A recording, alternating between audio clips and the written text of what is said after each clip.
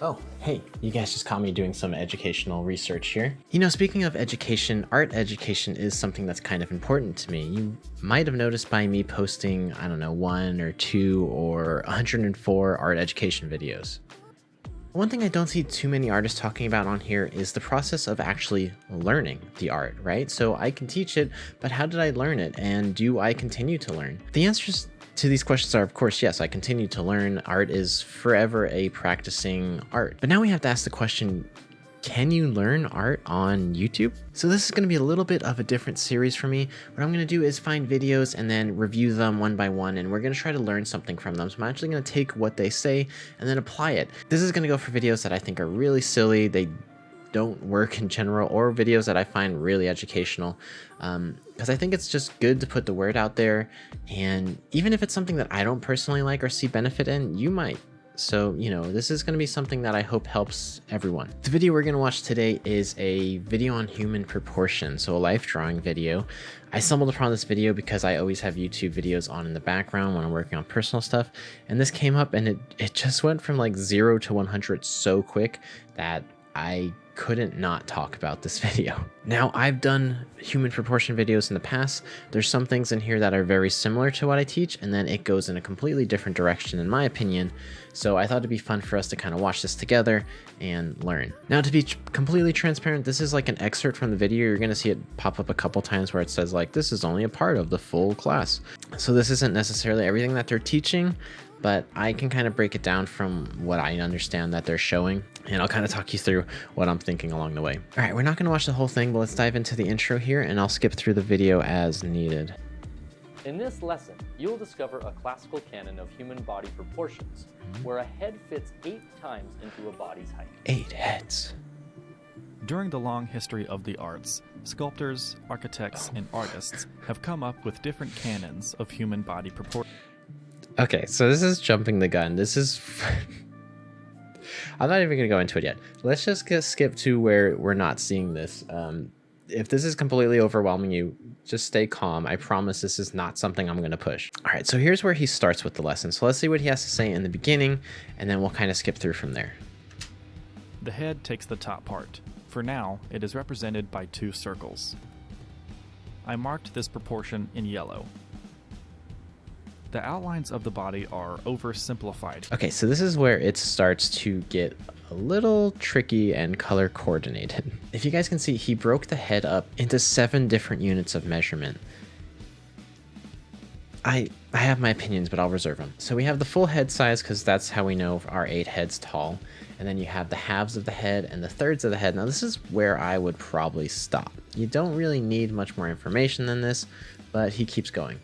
So you have the quarters of the head, so you're looking at 4 rectangles here. He then breaks it down into 6 squares, and then this green one, which goes up to the brow line, and then this red one, which goes all the way up to the hairline. I'll get more into detail on this at the end. Let's skip ahead here and see what's happening. The width of one shoulder, and also the height of the breastbone. The pelvis sits just above the middle of the figure. The height of the brain case is the width of the head, which is equal to the distance between the sitting bones. This is where This is where I don't understand this video necessarily. For anatomical purposes, if you're doing a skeleton study, this might be important. But okay, first off, I don't like the term brain case. Can we call it something else? Second, when do I need to know that this is the same size as the bottom of my pelvic bone? That's never going to apply to any of my drawings.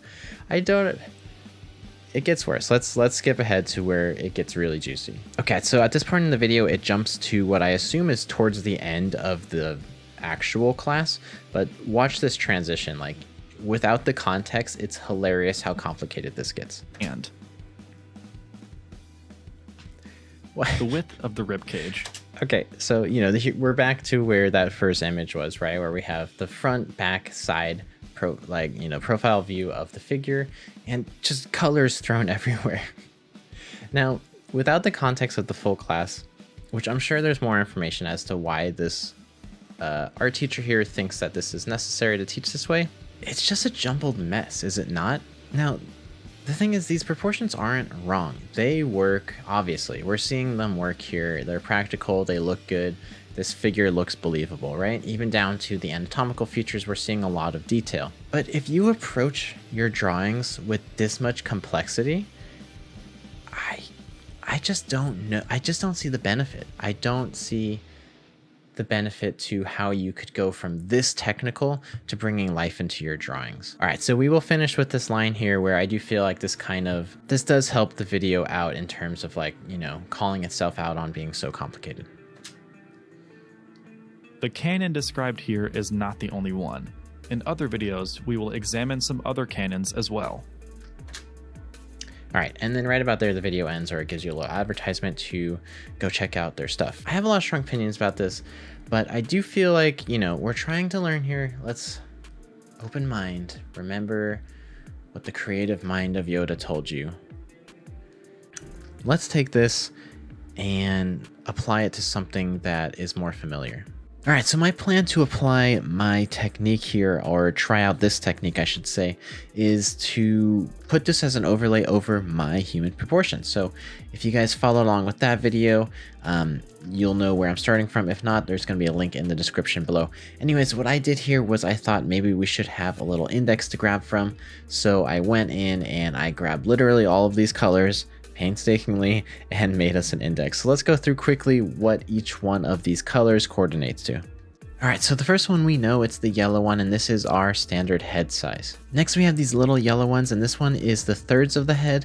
Now you can see this one all over, but we'll get into that in a bit. All right, so this kind of yellow-orange one, this is going to be the width of the widest point of the rib cage, the smallest part of the waist, and then if you look at the profile view, it's from the top of the skull to the beginning of the thoracic spine vertebrae. So this is also just kind of the pit of the neck. Orange is, I don't know, the width of the knee. Red is going to be the hairline to the chin, or what they refer to as the face. Purple is the 6 quadrants of the head, so we have the chin, mouth, nose, eyes, brow, hairline, and then finally the top of the head. Pink is actually a few things on here, but let's for now just call it the quadrants of the head, right? So it's the 4 blocks that make up the head. So blue's a couple things. First, it is the halves of the head, so just 1 and 2. But most importantly, it is the length of the only protruding part of the butt, not the part where it tucks out or in. Only the protruding part. This light blue one seems to be unique to the profile view only for this one.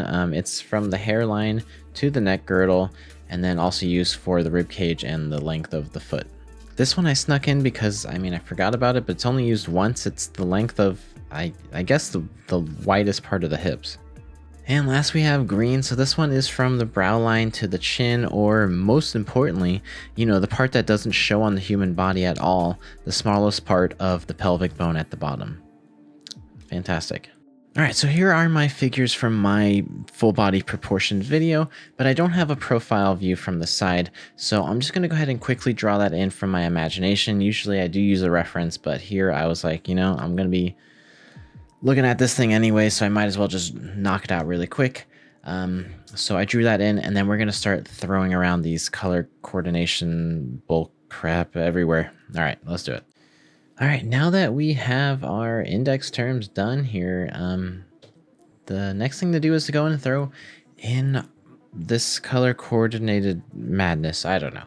So I drew a face on my front facing view just so we had something to kind of break down this face, since like 6 or 7 of the measurements are based solely on that alone. So I went in and I did that first. Anything that related to the face, like the ones that were from the hairline to the chin, or the top of the skull to the chin, that would just be the full head, or this one, the thirds, the 6 quadrant one, the quadrant, all of those ones I did first, and then I started to apply it all over the body. Now, interestingly enough, I didn't really get too much off here according to their scale. There's a couple things I do want to point out, though, that I do feel like Well, there's some pros and cons here. Let me first talk about the relevant things. A couple things I did learn is, according to their scale, I placed my belly button too high. Now, that is actually something that I feel is true. I do follow proportions out of an anatomy book, and it does say that the belly button should lie on one of those headlines, but actually placing it a little bit lower kind of looks better. So I'm not against that one. Some other things was kind of like learning from like the profile view, maybe where things to place a couple things. So like you have these like headlines that kind of talk about the thickness of the waist, for example, which could, if you can see right there, it's like the head size turn on the side, and you can see that mine was a little too skinny. But now to get into some of the cons, because not everyone's body really follows this proportion. And before you say it, I know in my video I said the same thing, right? Where I'm like, hey, look, this is just the ideal proportional figure. It's not every type of body type. But I just feel like with how strict these proportions were, it doesn't leave that breathing room, you know? Like, I kind of like my way better, even if some of the things were off, because I had breathing room to come in and make it a unique figure, even while using proportion controlled lines. Now, a couple other things. My hands were too small. Right? Apparently the deltoid is supposed to be a little bit longer from the back view, and mine was a little too short.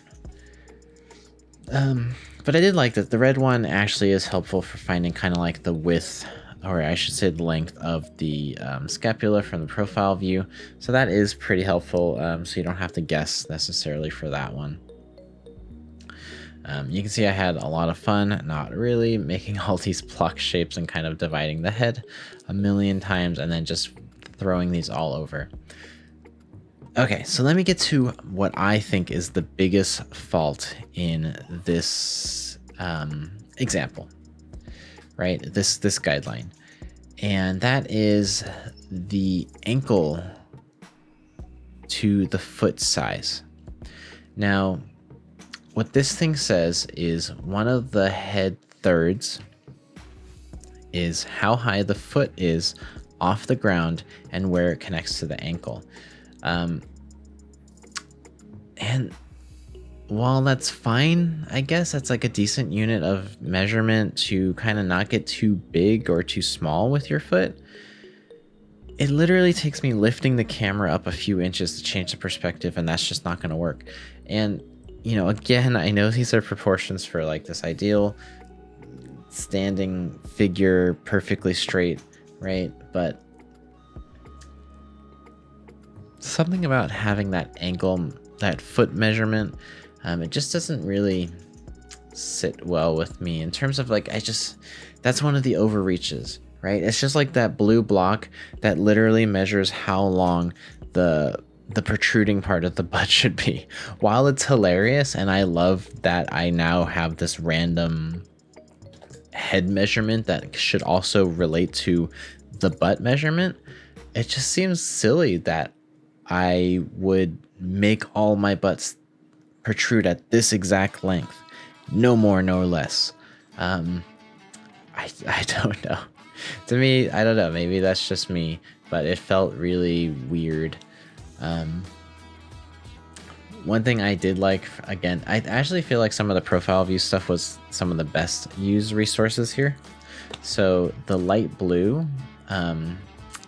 where it's the hairline to the pit of the neck, if you get the thickness of the rib cage on the profile view and you drag that straight down, don't move it anywhere to the left or to the right, that will get you the placement of the foot. And it's pretty cool because it helps you to stack that foot right underneath your figure.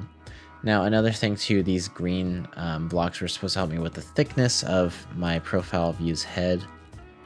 You can see I'm kind of going in there and adding some length there. I don't know, that one was a little vague because there's nothing to really compare it to, but I did my best. So overall, if I'm going to grade myself on their scale, I'd give myself a C-.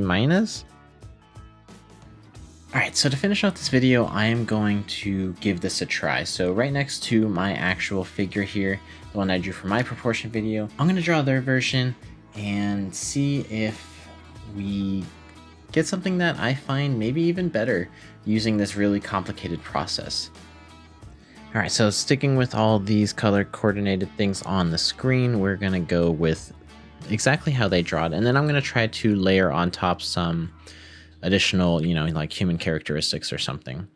So anyways, I'm starting with their head suggestion here, which is a big circle and a small circle, and that small circle kind of converges just around the middle here. I think it's around where the eye line is.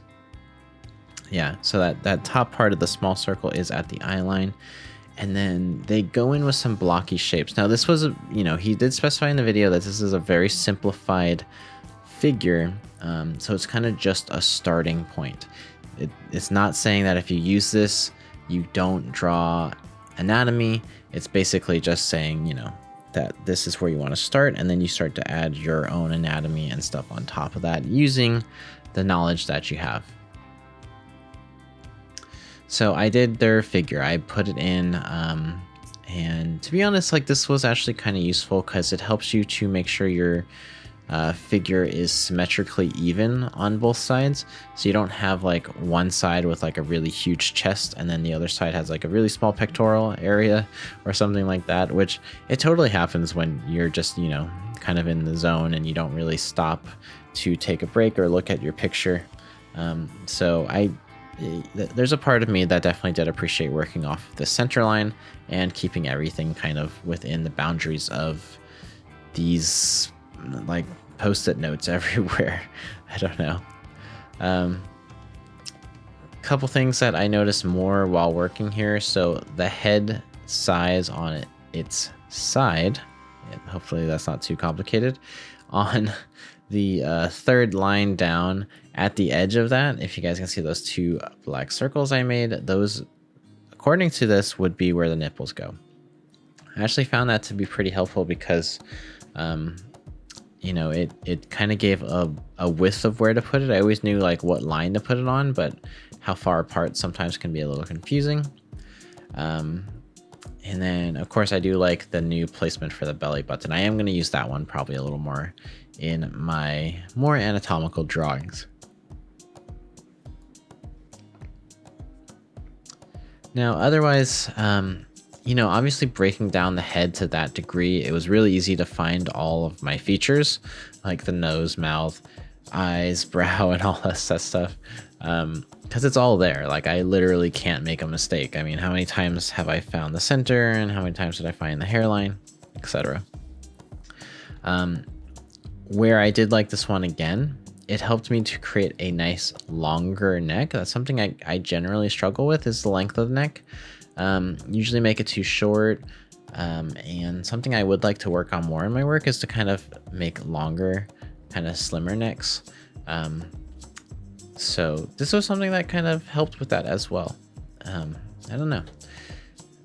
There's definitely good things about it, and I want to be honest about that. Like this is not wrong or bad. The reason that I chose this to kind of talk about and pick on a little bit is it's just so over the top with the proportions, and it gets so complicated, and I just feel like a beginner stumbling on this video would like give up if they saw all those colors and the meanings of what all this stuff is. And I just want to put this video out there to say it doesn't have to be this style. I am here drawing it and I'm saying it's helpful, but if you don't know what's going on, it's not helpful, right? And the only reason I know is because I've done these proportion drawings a million times. So that being said, do these drawings how you need to. If you guys liked this video, let me know. If you think I made some mistakes in my judgment calls on the other person's video, put it in the comment below. What did you like best about what I showed, and what do you like least, right? And if you guys want to see more of these review type videos where I can expose you to some really cool and unique videos on YouTube, let me know about that as well. I would like to continue these videos because it's always kind of cool to break down another artist's process and learn through that method. I hope this video didn't get too technical and boring. I do want to say thank you guys so much for watching. And of course, I'll see you in the next video.